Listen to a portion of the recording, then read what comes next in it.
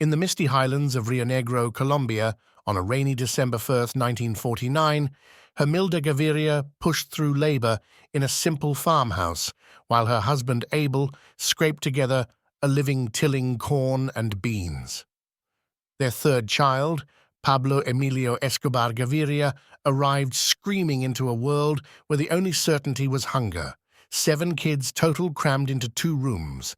The floor was dirt, the roof leaked, and dreams were measured in pesos. Hermilda taught school by day, stitched clothes by night. Abel sold whatever the land gave. Pablo learned early. Survival meant taking. At 7, he hawked lottery tickets in the village square, pockets jingling with coins he'd never hand over. By 10, he was stealing ripe mangoes from neighbors' trees, reselling them at the market with a smile that disarmed suspicion. School bored him. 3rd grade was the end. Teachers remembered a quiet boy who stared too long, eyes already calculating angles. Weekends, he trailed his cousin Gustavo into Medellin's chaotic streets, lifting hubcaps, snatching purses, graduating to car stereos yanked from parked Fiats. Each score bought a new pair of sneakers, a step up from barefoot. The real education came in 1966. A cousin introduced him to contraband cigarettes, carton de Marlboro smuggled from Panama. Pablo organized kids on bicycles, weaving through traffic, dodging cops. One bust landed him in juvenile lockup for a week. He emerged grinning, pockets stuffed with bribes he'd collected from terrified cellmates. "Fear is currency," he told Gustavo. "Print your own." The 1970s smelled like jet fuel and jungle rot. Cocaine paste bubbled in tin sheds deep in the Amazon. American hippies paid $20 a gram in Miami. Back home, a kilo cost $2,000 to produce and sold for $60. Pablo started with motorcycles, 2 kilos strapped under the seat, rider paid in cash and cocaine. When the bikes drew too much heat, he bought a Piper Aztec, painted it like a crop duster, flew below radar over the Darien Gap. First run, 200 kilos. Profit, enough to buy his mother a proper house with tile floors and a color TV.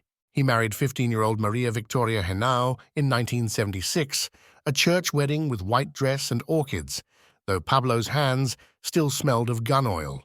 She called him Pablito. He called her Tata. Their son, Juan Pablo, arrived in 77, daughter Manuela in 84. Pablo doted, pony rides, imported toys, but never let them see the warehouse where bodies cooled on plastic sheets. Plata or plomo became gospel. A customs officer in Barranquilla refused the bribe. 2 days later, his tongue arrived in an envelope at the office. A rival smuggler in Cali muscled in on a route. His Cessna exploded mid-air over the Andes. Pablo attended the funerals, face solemn checkbook open for widows. Fear kept the pipeline flowing. Medellin morphed into a narco metropolis. Pablo's Hacienda Nápoles sprawled 7,000 acres. Private zoo with hippos, giraffes, a bull ring, a go-kart track. He flew in Miss Universe contestants, through parties where champagne cascaded like waterfalls. Cash arrived on pallets. Accountants weighed it because counting took too long. 10% vanished monthly to water damage and rats, acceptable overhead. He buried millions in PVC pipes under soccer fields, mapped only in his head. The poor adored him. He built 500 concrete homes in Moravia slum, handed keys like a benevolent king. Soccer pitches bloomed where garbage once piled. On Christmas, trucks rolled through barrios unloading rice, toys, refrigerators. Mothers kissed his ring. Kids wore Pablo Presidente t-shirts. In 1982, he won a seat in Congress, alternate for the Liberal Party, strutting into Bogotá in custom suits, daring anyone to mention the bloodstains. The elite recoiled. Justice Minister Rodrigo Lara Bonilla called him a bandit in a tie on national television. August 30, 1984. Lara's Mercedes crawled through Bogotá traffic. Two sicarios on a Yamaha pulled alongside, emptied Uzis. Lara slumped, brains on the windshield. Congress expelled Pablo the next day. He responded by bombing the palace steps, symbolism over casualties. Extradition became the line in the sand. Reagan's DEA wanted him in a U.S. cage. Pablo declared war, November 6, 1985. M-19 guerrillas, bankrolled by cartel cash, stormed the Palace of Justice, torched extradition files. Over 100 dead, including half the Supreme Court. Pablo watched from a safe house, sipping whiskey, whispering, "No one touches me." The bombings escalated. April 1986, a car bomb outside the U.S. Embassy, shattered glass, no deaths, just a message. He kidnapped the vice president's sister, released her for $2 million and a promise to stall extradition. When promises broke, he blew up Avianca Flight 203 on November 27, 1989. 110 passengers vaporized over Bogota to kill 5 suspected informants. Wrong target, zero remorse. Medellin bled. Judges wore hoods to court, those who didn't got bullets in the skull. Cops took the plata or swallowed plomo, over 500 murdered in '89 alone. Pablo's hit squad, trained by Israeli mercenaries, used RPGs on police stations. The city averaged 12 bodies a day.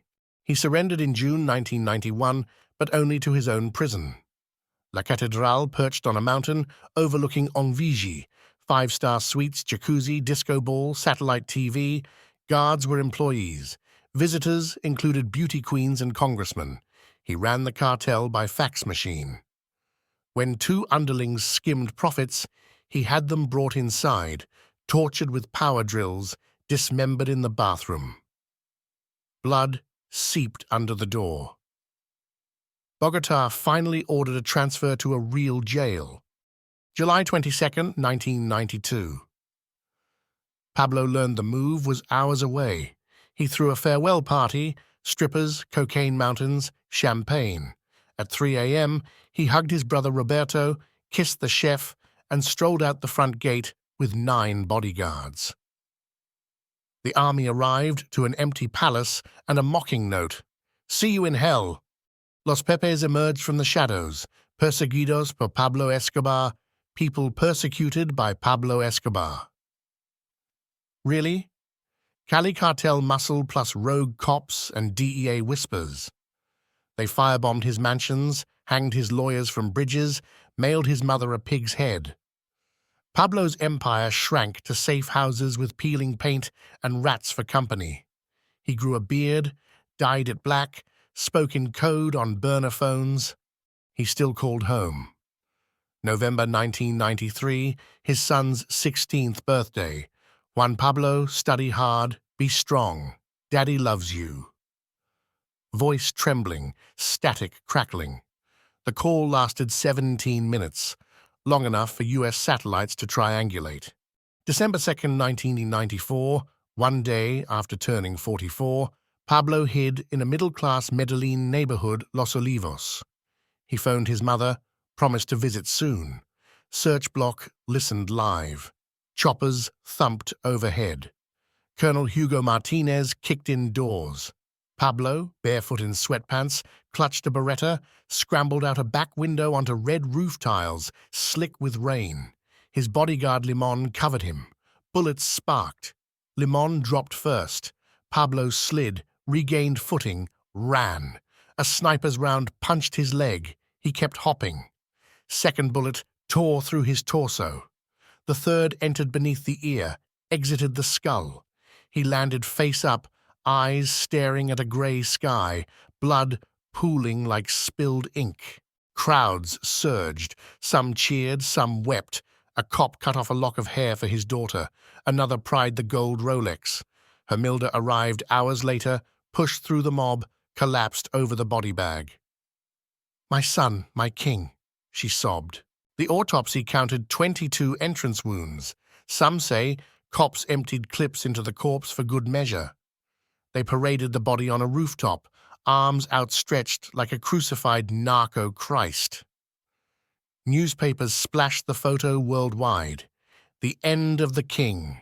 Medellin partied for days. Fireworks, free beer. The cartel splintered. Cali rose, then fell. Cocaine kept flowing, but no single person controlled the flow. Billions vanished, Swiss accounts frozen, jungle stashes rotted, rubber bands dissolved. Hippos from the Hacienda still roam feral along the Magdalena River, breeding, trampling crops, a living monument to excess. Pablo's children changed names, fled to Argentina. Juan Pablo became Sebastián Marroquín, architect, wrote a book begging forgiveness. Manuela grew up silent, haunted. Maria Victoria lives quietly in Buenos Aires, still wearing the wedding ring.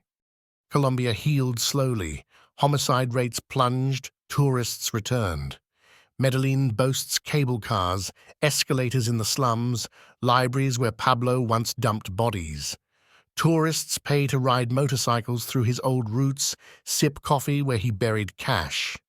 Yet the legend calcifies. Netflix series, narco tours, T-shirts with his face. School kids debate, terrorist or benefactor. Politicians still take the plata, just more discreetly. And somewhere in the jungle, a PVC pipe full of $100 bills waits for the rats or the rain. Pablo Escobar, son, husband, father, monster, myth, left a country forever scarred and forever changed. Proof that one man's ambition can drown a nation in blood and still buy its love.